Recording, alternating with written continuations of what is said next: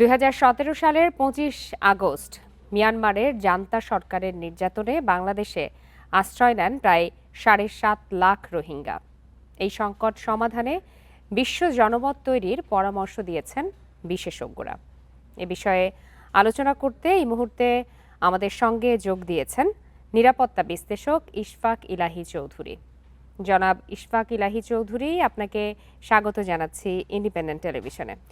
আপনার কাছে একটু জানতে চাই যে রোহিঙ্গাদের প্রত্যাবাসন প্রক্রিয়া যেই পর্যায়ে রয়েছে, সেক্ষেত্রে এই যে ৯ বছর পূর্ণ হলো, ৯ বছর কি ২০ বছরে গড়ানোর স্পষ্ট লক্ষণ দেখা যাচ্ছে কিনা, আপনার মত কি?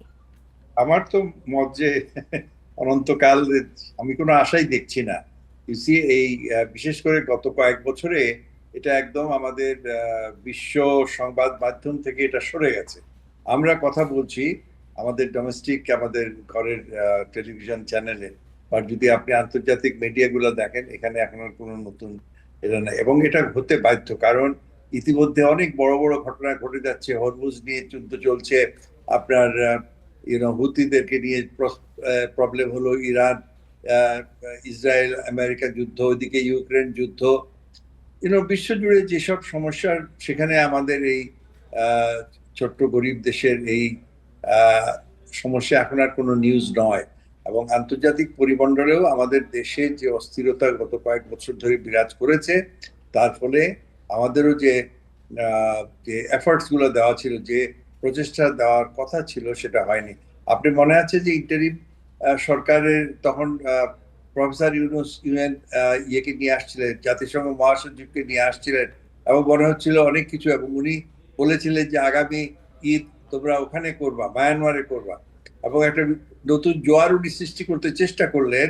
কিন্তু এরপরে কয়েকটা ঈদই চলে গেল, এবং উনি একজন বর্তমানে আমাদের যে পররাষ্ট্রমন্ত্রী, ওনাকেও নিয়োগ দেওয়া হয়েছিল প্রথমত এই রোহিঙ্গা সমস্যাটাকে আন্তর্জাতিক পরিমণ্ডলে আরো পরিচিতি করার জন্য। কিন্তু এখন পর্যন্ত সত্যিকার অর্থে কোনো প্রোগ্রেস হয় নাই। আমি আশা করব যে যেহেতু আমাদের পররাষ্ট্রমন্ত্রী এখন জাতিসংঘেরও সাধারণ পরিষদের প্রেসিডেন্ট হয়েছেন এই বছর, 1 বছর বা 2 বছর, আই এম নট শিওর, কিন্তু সেখানে হয়তো এটা আমরা আলোচনা করতে পারি। কিন্তু তারপরেও সাধারণ পরিষদে আসলেও কিন্তু এটা কোনো এফেক্ট হবে না, কারণ নিরাপত্তা পরিষদে যা মানে আসল ডিসিশন গুলো আমরা জানি, সেটা নিরাপত্তা পরিষদে হয়, এবং সেখানে এখানে খুব একটা এটা আগামী বলে আমার মনে হয় না।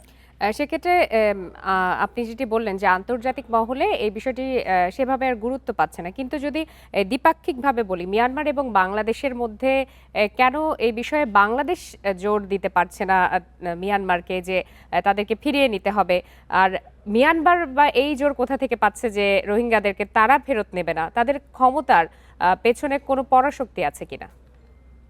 দুঃখজনকভাবে আন্তর্জাতিক পরিমণ্ডলে এই মুহূর্তে মায়ানমার ইজ মোর ইম্পর্টেন্ট। সেটা চীন হোক বা মার্কিন যুক্তরাষ্ট্র হোক, ভারত হোক, তারা মায়ানমারকে তারা হারাতে চাইবে না।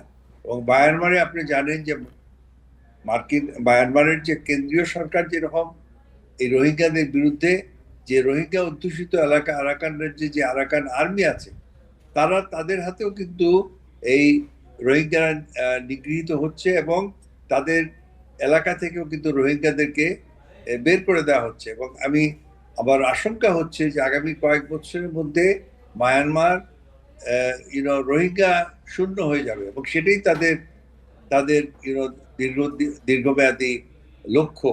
কিন্তু আনফর্চুনেটলি আমাদের এমন কোনো লিভারেজ নাই যে মায়ানমারকে আমরা বাধ্য করতে পারি। এবং এটা অর্থ নয় যে মায়ানমারের সাথে আমাদের বৈরী সম্পর্ক, মায়ানমারের সাথে ব্যবসা বাণিজ্য চলছে, এবং আসলে আমাদের যদি সম্পর্কের আরো উন্নয়ন হতো, মায়ানমারও এতে উপকৃতই হতো। কারণ বাংলাদেশ একটা, আমরা আমাদের একসঙ্গে একটা বিরাট বাণিজ্যিক পরিমণ্ডল গড়ে উঠতে পারত। কিন্তু মায়ানমারের যে কেন্দ্রীয় সরকার, আপনারা জানেন যে তারা মোরলেস আইসোলেশন, যেটাকে বলি, যে বহির্বিশ্বের সাথে তারা সম্পর্ক ছেদ করে রাখতে চায়। এবং বিশেষ করে বাংলাদেশের সাথে তাদের, যেমন এই যে এখন আমরা বলছি যে বাংলাদেশ থেকে কুনমিং পর্যন্ত একটা যোগাযোগ ব্যবস্থা গড়ে উঠবে, এটা আসলে অত্যন্ত কঠিন।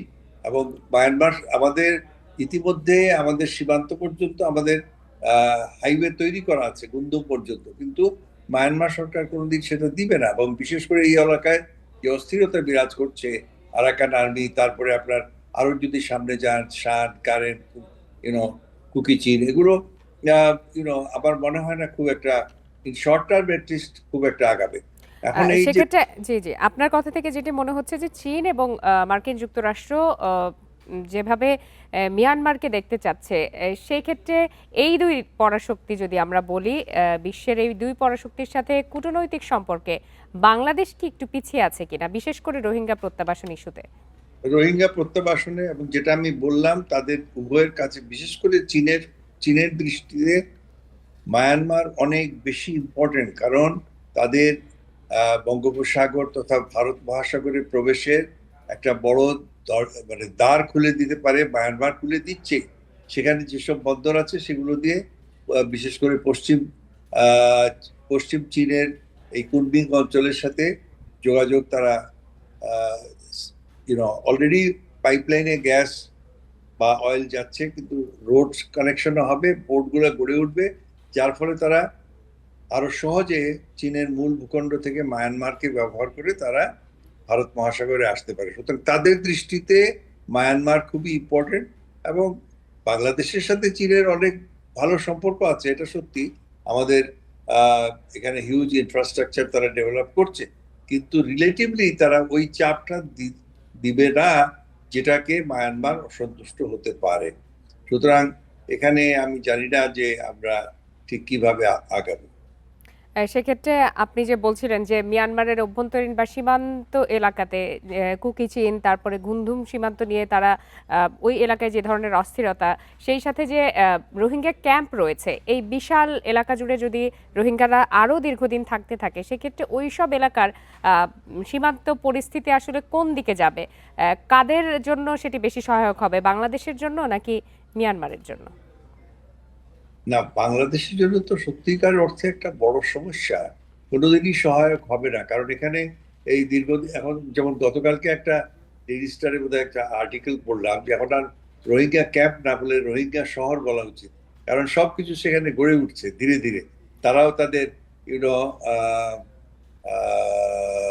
নিজেদের একটা ইন্টারনাল অ্যাডমিনিস্ট্রেশন তারা গড়ে তুলতেছে, যেটা কিনা দীর্ঘমেয়াদী আমাদের জন্য একটা সমস্যার কারণ হতে পারে। তারপরে আপনার সেখানে অস্ত্রের চোরাচালান, ড্রাগ এবং নিজেদের মধ্যে অপরাধ। কারণ একটা বিরাট যে যে বাচ্চাটা আজকে থেকে 10 বছর আগে যে বাচ্চাটা আসছিল, সে এখন কিন্তু তরুণ হয়ে গেছে, এবং একটা বিরাট জনগোষ্ঠী, তারা কর্মহীন, তারা অনেকেই লেখাপড়া থেকে বঞ্চিত, এবং তাদের ভবিষ্যৎ নিয়ে তারা উদ্বিগ্ন। এখানে আমাদের জন্য গভীর সমস্যার সৃষ্টি করতে পারে।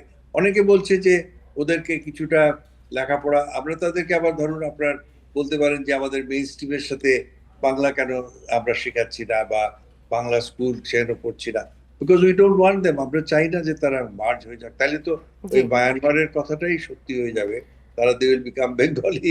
তো যাই হোক, সার্বিক আলোচনা থেকে খুব বেশি আশাবাদী হওয়ার মতো আমি কিছু নেই হওয়ার আসলে মতো এখন না। পর্যন্ত। জনাব আমি ইশফাক খুব ইলাহি চৌধুরী, আপনাকে অনেক ধন্যবাদ আমাদেরকে সময় দেওয়ার জন্য।